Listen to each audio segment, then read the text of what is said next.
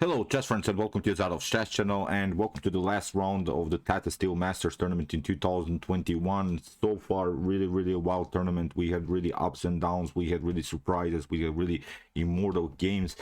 And today we have reached the final day in which Anish Giri played now against David Anton Guijarro with the black pieces. Jorden van Foreest, a great surprise of the tournament, won his game today, and it means now that Jorden van Foreest will be for sure in the tiebreaks. The tiebreaks are going to probably happen because Alireza Firouzja is maybe also winning his game, so it means this one. Alireza Firouzja, if he wins, if Anish Giri makes a draw, this is the game that we're analyzing, and with the win by Jorden van Foreest, we'll have a closed three players with the same point count, which is really incredible. But the problem for Alireza Firouzja is that he's out, so only two players are reaching the finals. The finals will be two blitz games, 5+3. And the problem for Alireza is that he has this low score on this Zonbornberger account. And the Zonbornberger score, or the Neustadt score, is a scoring system, I've written it here down for you, often used to break ties in chess tournaments. It's computed by this, summing the conventional score of each defeated opponent and half the conventional score of each drawn opponent. The problem for Alireza Firouzja is that he plays now the last game against Radoslaw Wojtaszek, and Radoslaw Wojtaszek has only 4.5 points.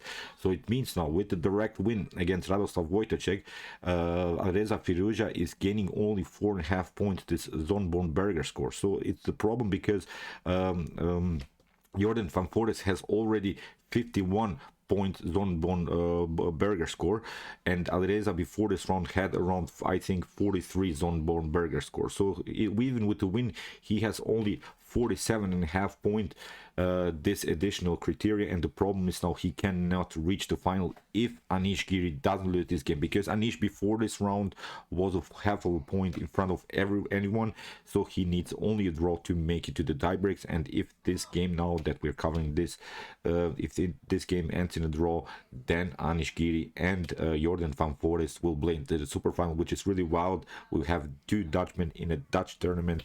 I'm not sure if that ever happened in chess history. Really, it will be incredible for Netherlands and for Dutch, of course, Dutch chess fans. So let's check out now the game between David Anton Guijarro and Anish Giri. Here David opened with the move e4, Anish played the move c5, knight to f3, d6, we have d4.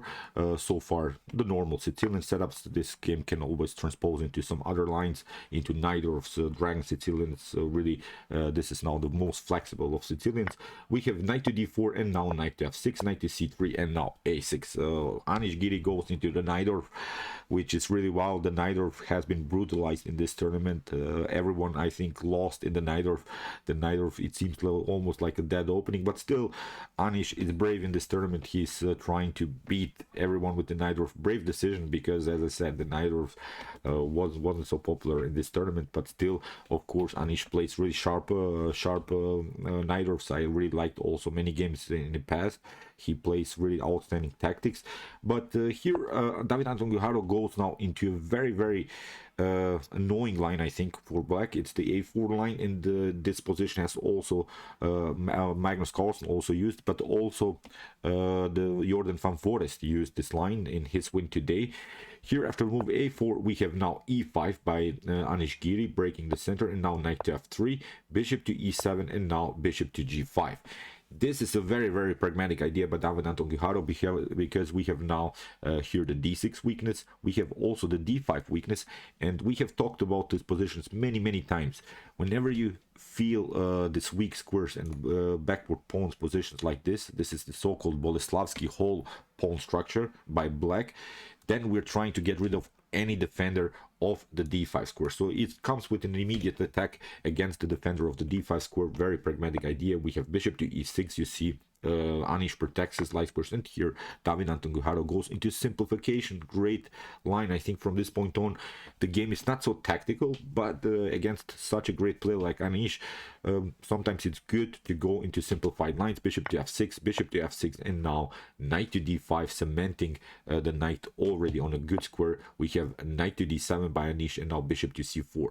What David Anton Guijarro is trying to do here is getting rid of another defender of the d5 which is of course the bishop, and the only then defensive piece that can protect maybe here the d5 would be the knight. But still, if you could just imagine now this position, without this knight, without this bishop, without this knight, and without this bishop, this would be a perfect position for the knight, because we would maneuver the knight somewhere here, knight to d2, knight to c4, knight to e3, and then knight to d5 again. And if that happens, if we occupy the d5 square and black is continuing the game with the dark square bishop, then it's such a bad position here for black. So that's why you have to be careful, you have to calculate this position very carefully. So here rook to c8, we have now queen to e2, knight to b6, we have knight to b6, and now queen to b6, and now bishop to e6. You see, Anton Guijarro goes into this simplification line. After f takes e6, at least Anish Giri has something. At least this pawn structure is mobile. If this pawn would be on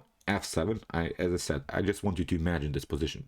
If this pawn wouldn't be on e6, of course it's not the same line, but positionally this would be very bad for black, because then I think, as we said, black would find a way here to cement the knight on d4. So far at least Anish Giri has a protector of the d5 square, and he can create maybe some dynamics, because we know the bishop love the dynamics positions. Of course the knight love static positions, so that's why still an opportunity here for black to break through, at least with the move d5. So here c3, we have castling, queen to c6, and the game is already simplified. It's really hard for both sides to make something happen. Queen to d1, and here bishop to e7, rook to e1, rook to f6, and now a5.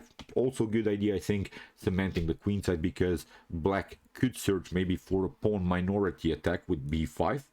Then after a takes b5, a takes b5, and then maybe even b4, because here black has a little bit the domination on the c file. Maybe to sacrifice the pawn and get some kind of an activity on the c file. The rook is very active. Maybe try even to maneuver the bishop somehow. But as I said, you have to take care of also of your d6 pawn. But I really love now Anish Giri's setup. Although white is maybe slightly better, the knight is better here. But still, we can always play this move d5. I like to move d5. The d5 possibility is really something that Anish hopes for here. So a5, as we said, rook to f8, queen to a4. We have queen to c8. Anton Guijarro is trying to simplify the position. When the position is more and more simplified, then we can go simply against the weakness. Here we have rook to e3, bishop to d8, and now c4. We have rook to f4 attacking the pawn, but now queen to b3. Here Anton Guijarro plays, as I said, normal moves, not risking anything. King to h8, then now h3, creating also breathing space for the king.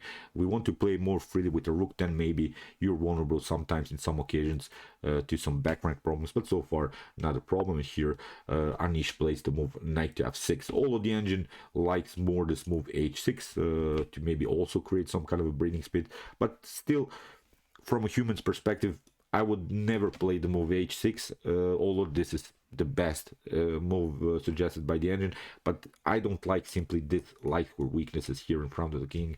There could be maybe some attacks with the knight, and the queen could maybe sneak in some occasions on light war. So that's why I still like Anish's idea. It doesn't lose immediately, although the evaluation is slightly better for white, but nothing dramatically is going on, because here Anish keeps the position compact with his rooks. He plays very actively on the f file, and is not moving the pawns immediately here in the game. Queen to d3, attacking the pawn, and now queen to c5, queen to c3, bishop to c7. Anish finds good ways how to maneuver his bishop, because he wants now to break the position with the move d5, liberating maybe the long diagonal. Still, this bishop is bad. You see, that's what we've talked about. This pawn structure d6 is blocking out your own bishop. The bishop doesn't have good activity, and the knight is always more flexible. You will find good squares on the board. We have b4, queen to c6, and now b5. Very nice move by Anton, because we're breaking also through. We're trying to get some kind of an attack here on the queen side, because here after the move a takes b5, c takes b5 is the possibility. You cannot take here the pawn, you lose the bishop, and the problem is now if you trade off the queens, then you lost the battle on the c file. This would be really deadly for black.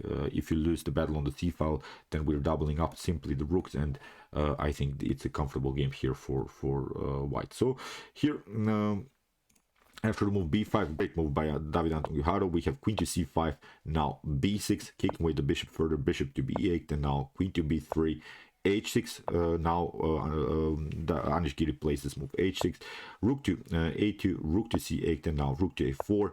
We have rook to f7, and now rook to e1. Nothing is changing really. As I said, the only way to make something happen is this d5 pawn breakthrough, queen to b4, queen to c6, rook to a1. We have rook to f4, but now queen to a4 again, forcing a further simplification. Queen takes c6, rook takes c6, and now knight to d2. This knight is protecting everything, although you don't like your knight like this, that the knight is only used to defend the pawns, but it's a good choice, I think. We don't want, as I said, complications. Still, Anish has now the opportunity also to play rook to c5. The rook would be then stuck a little bit to the defense, but as we said, the bishop is so bad that it's really an equal game. White has, of course, this weakness as c4, e4. Black has, of course, the weak bishop, weak d6 pawn, so it's an equal game, although the comparator relation gives here a +1 position for white. But it's really hard to make something happen, because if you move pawns further, if you try to create dynamics from white perspective, then you risk also this bishop on b8 to get active. So it's really hard also for white to find attacking opportunities. Rook to d1, we have king to g8, f3, fixing the pawns. You see Anton Guijarro keeps many pawns on light squares, which is a good thing. If this game goes into an endgame, then the bishop cannot attack, of course, the pawn. So it's also very important to notice that here king to f7, we have rook to f1, king to e7, king to e2, rook to c5, and now h4, trying also to block the king side with h5, king to d8, rook to a2, and now finally the move d5 by Anish Giri. And okay, we have now c takes d5, e takes d5, a trade of pieces here and here. After the move rook from d to a1, Anton Guijarro protects his pawn, but the most important thing is that we can cement our knight around the square e4. The knight on e4 can never be kicked away by any minor piece, because we're placing the knight on the light square. The bishop cannot attack the knight, so it will be this very good centralized knight. Still, this bishop is blocked out by its own pawn, so the activity of this bishop hasn't changed. Still a bad bishop position, but Anish plays bishop to d6, and now knight to e4. We have rook to c4, rook to d2, a trade of rooks. Here h5, again putting the pawn on the light square. Again, the pawn cannot be challenged by the bishop. We have e4 here, really at least some kind of an activity by Anish Giri. He's trying to get this bishop somehow active. After rook knight takes e4, we have rook to h5, and here David, if could have even taken the pawn, but still in every other line it's of course a drawish position. We have king to d3, king to d7, and after king to c4, both players agree to draw, and it means now that we'll see the Dutch super final between Jorden van Foreest and Anish Giri. So they'll play two blitz games, 5+3. If that games end in a draw, then we'll see also the Armageddon game. Congratulations. But when we watch this tournament so far, it's fully deserved. Of course, we haven't followed. I'm sorry about that. I really didn't follow Jorden van Foreest games, because he was really a dark horse in the tournament, and he really came out of the shadows and get it to the finals. Anish Giri is fully deserved in the finals. I really liked his tournament, and Alireza Firouzja played also an outstanding tournament, but I still have to be honest and say that Alireza should have probably lost against Anish Giri yesterday, and he should have also probably lost against Fabiano Caruana. Still great tournament by Alireza, but this will be, I think, full deserved final between the two Dutchmen, and as I said, they're deserving this. They have to battle now, and they can be really the next Dutch winner after 1985. I think it was the last time Jan Timman won this Tata Steel event. Really incredible stuff. I'm really looking forward to the super final. So okay, I hope that you enjoyed this game. Great defense here by Anish Giri. He needed only a draw. Great performance so far in the tournament. We'll see what will happen in the super final. If you want to see more games from this tournament, check out my coverage so far. Here's the link, and if you like this content, you can also subscribe to my channel. See you soon with some more videos, and chess is the best, of course.